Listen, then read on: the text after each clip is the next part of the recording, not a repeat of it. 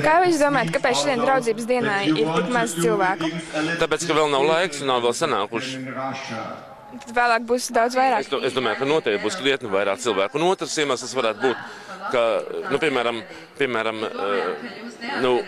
man paziņas, kas nenāk tikai tāpēc, ka ir tik ļoti liela agresija. Un kā jūs domājat, kā attīstīsies nākamos gadus šis gājiens? Es domāju, ka cilvēki pieradīs pie tā un beigs savas agresijas pret homoseksuāliem ļaudīm.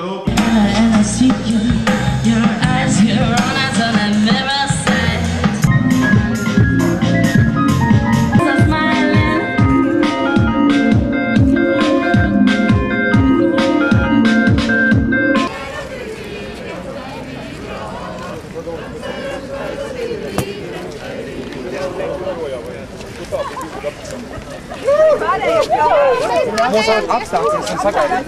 Ej, bļē! Nākuņ, sapot! Ej, tu! Ej, tu dirž, bļē! Tu, bļē, ko foča? Ej, dirž, bļē! Ko tu foča? Ej, pisnes nākuņs, ko tu gejus salu!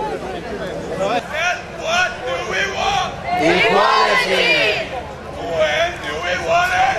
Now! What do we want? Equality! Да, мы сегодня на всех так же на телевидении.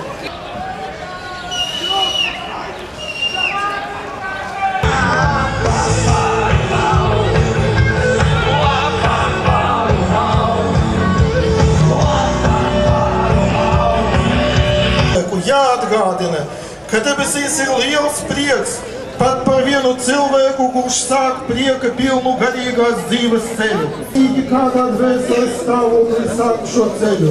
Ja vērsīsimies pie svēto dzīves, tad redzēsim, ka daudzi no tiem, ka rieties evaņģēlijas stāstu par to, ka pie Kristus atrada sieviete, kura motvēra pārkāpjot laulību un prasīja to nometāt ar akmeņiem. Visi sirdsapziņas dzīvi izklīda Dieva dēls teica sievietei ej.